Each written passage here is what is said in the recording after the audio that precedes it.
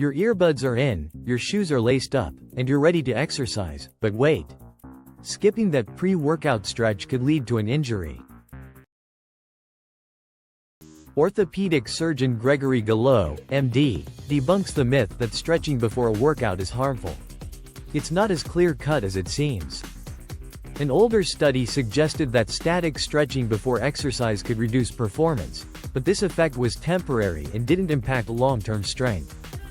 Newer studies reveal that pre-workout static stretching may not harm performance after all.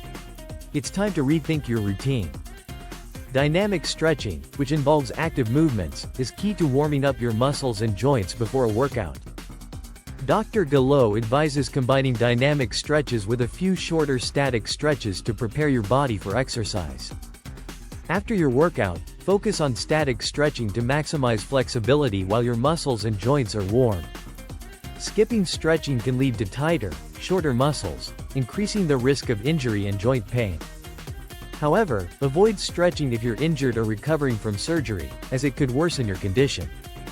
Stretching before and after exercise is your best friend for a safe and effective workout.